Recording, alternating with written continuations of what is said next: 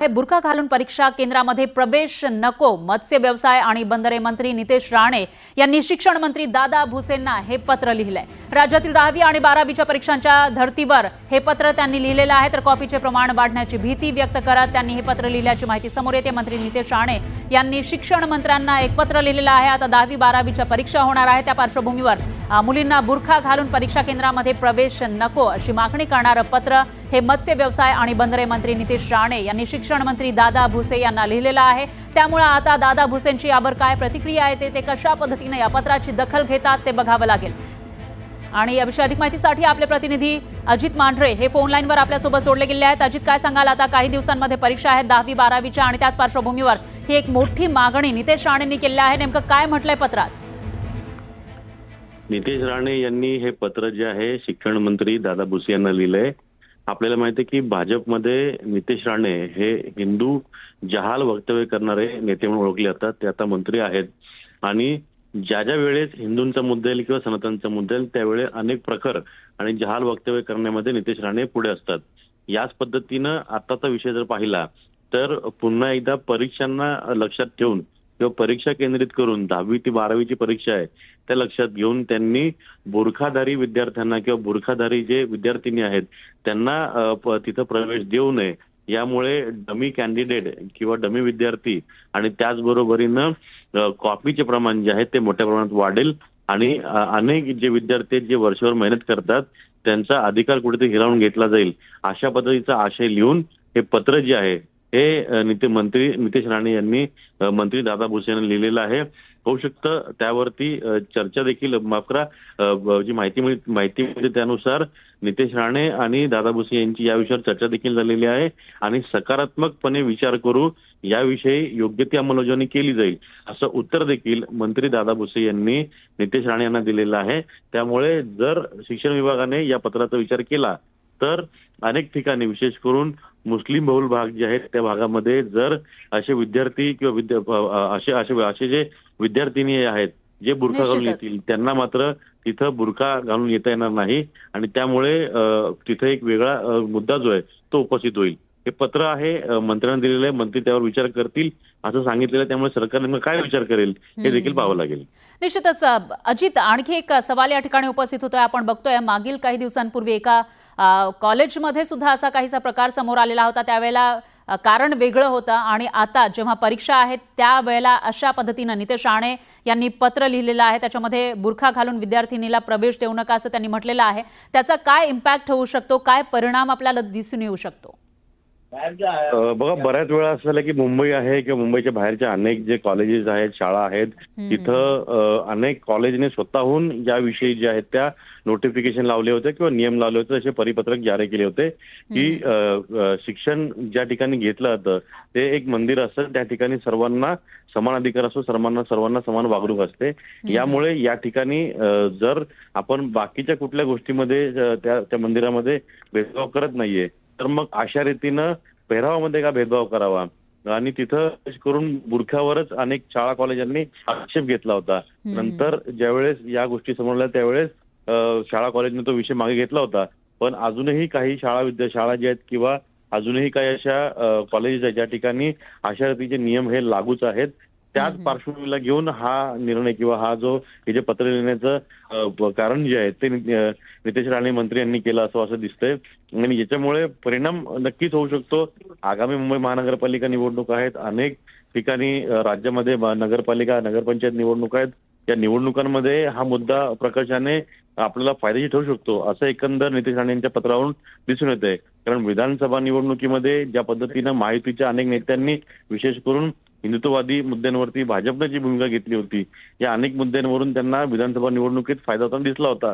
तोच फायदा पुढे कायम ठेवावा अशा रीतीनं नितेश राणे यांनी हे पत्र लिहिलं असावं आणि हा त्यांच्या एका निवडणूक रणनीतीचा भाग असावा असं देखील विरोधक यावेळी म्हणतायत। त्यामुळे नितेश राणे यांनी हे सगळं पत्र लिहिल्यानंतर एक मोठ्या प्रमाणात त्याच्यावरती आता आरोप प्रत्यारोप आणि प्रतिक्रिया देखील येणं सुरू होतील। पण अजित, एक सवाल, नितेश राणे यांची भूमिका ही नेहमीच प्रखर हिंदुत्ववादी राहिलेली आहे, पण शिक्षण मंत्री दादा भुसे जिथून येतात, ज्या मतदारसंघातून येतात तो मुस्लिम बहुल मतदारसंघ आहे। त्यामुळे जर आपण राजकीय दृष्ट्या विचार केला, तुम्ही जसं सांगितलं की नितेश राणेंना त्यांच्या भूमिकांचा फायदाही झालेला आहे, पण दादा भुसे तसा निर्णय घेतील का असा सवाल उपस्थित होतोय.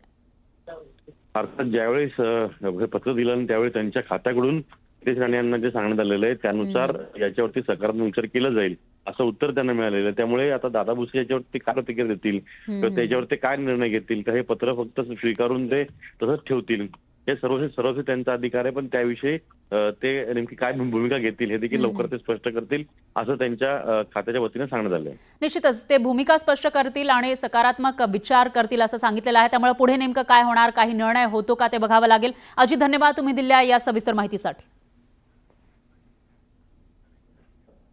आणखी एक मोठी बातमी आहे. राष्ट्रवादी काँग्रेसचे नेते आणि मंत्री धनंजय मुंडे आणि केंद्रीय मंत्री प्रल्हाद जोशी यांची वेगळी बैठक झाल्याची माहिती आहे. दोघांमध्ये जवळपास 30 मिनिटं चर्चाही झाल्याचं कळत आहे. महत्त्वाचं म्हणजे या बैठकीदरम्यान सर्व अधिकाऱ्यांना बाहेर जाण्यास सांगण्यात आलेलं होतं. फक्त धनंजय मुंडे आणि जोशी या दोघांमध्येच बैठक झाल्याचं कळत आहे. त्यामुळे राजकीय वर्तुळात चर्चांना उधाण आलंय. तर वाढत्या राजीनाम्याच्या दबावाच्या पार्श्वभूमीवर बैठक झाल्याची माहिती समोर येते. भाजपमधील जुन्या संबंधांचा वापर करून राजीनाम्याची टांगती तलवार टाळण्याचा मुंडेंचा प्रयत्न असल्याची माहिती आहे. तर मंत्रालयाच्या कामाच्या मुद्द्याचा आधार घेत खुर्ची वाचवण्याचा प्रयत्न असल्याची ही माहिती समोर येते. त्यामुळे आता प्रल्हाद जोशी यांच्यासोबत जी बैठक झाली आहे, अर्धा तास तब्बल चर्चा केली आहे मुंडेंनी. त्याच्यातून काही फायदा मुंडेंना झालाय का असाही सवाल उपस्थित होतोय. कारण एकीकडे त्यांच्या राजीनाम्यासाठी दबाव वाढतोय तर दुसरीकडे त्याच्यामुळे आता नेमकं काय चर्चा झाली असेल याविषयी उत्सुकता आहे. याविषयी अधिक माहितीसाठी आपले प्रतिनिधी प्रशांत लीला रामदास हे आपल्यासोबत जोडले गेले आहेत. प्रशांत, काय सांगाल? धनंजय मुंडे यांचा राजीनामा घ्यावा अशी मागणी केली जाते, मग ते सत्ताधारी असतील किंवा आपले राज्याचे मुख्यमंत्री, आणि स्वतः धनंजय मुंडे यांच्यावर सुद्धा प्रचंड दबाव वाढताना दिसून येतोय. अशामध्ये ही जी केंद्रीय मंत्र्यांसोबत बैठक झाली आहे, अर्धा तास ही बैठक चालली आहे, त्याच्यामध्ये कोणकोणत्या मुद्द्यांवर चर्चा झाली असावी याविषयी काही माहिती तुमच्याकडे आहे? महत्त्वाचं म्हणजे जर बघितलं, धनंजय मुंडे आणि प्रल्हाद जोशी यांच्या दरम्यान जवळपास 30 मिनिटं चर्चा झाली. त्यावेळी जसा उल्लेख आपण केला, सर्व अधिकाऱ्यांना बाहेर काढण्यात आलं होतं. पण सोबतच हे अत्यंत महत्त्वाचं आहे की प्रल्हाद जोशी हे भारतीय जनता पक्षाचे जुने नेते आहेत आणि सध्या ते जरी अन्न आणि पुरवठा मंत्री असले, सोबतच ते संसदीय कामकाज मंत्री जरी असले, पण ते कर्नाटकचे माजी प्रदेश आहे. आणि सोबतच गोपीनाथ मुंडे आणि प्रल्हाद जोशी या यांची जी चर्चा असायची नेहमी वारंवार, जेव्हा गोपीनाथ मुंडे केंद्रामध्ये लोकसभेतील उपनेते, विरोधी पक्षाचे उपनेते आणि सोबतच त्यानंतर झालेले ग्रामविकास मंत्री, या दरम्यान जर बघितलं आपण तर याच्यामध्ये प्रल्हाद जोशींसोबत वारंवार अनेकदा त्यांचा चर्चा झालेली आहे, सोबत झालेली आहे. त्यामुळे मुंडेंच्या ती राजकीय ठेवी आहे, त्या राजकीय ठेवीचा वापर कुठेतरी धनंजय मुंडे करताना दिसत आहे. धनंजय मुंडे देखील बराच काळ हे आपल्याला भारतीय जनता पक्षात त्यांनी कारकीर्द उंचावलेली आहे आणि ते भारतीय जनता युवा मोर्चाचे प्रदेशाध्यक्ष देखील होते. त्याच संबंधाचा वापर करून होऊ शकतं, ज्या पद्धतीने चर्चा आहे दिल्लीच्या राजकीय वर्तुळामध्ये, त्या संबंधांचा वापर करून जोशींच्या माध्यमातून आपली खुर्ची वाचवण्याचा प्रयत्न होतोय.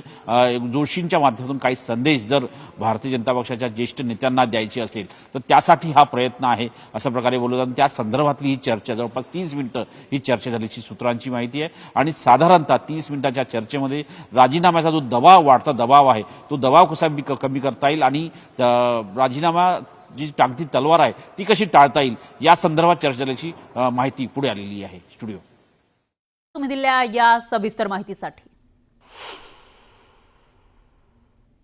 तर धनंजय मुंडे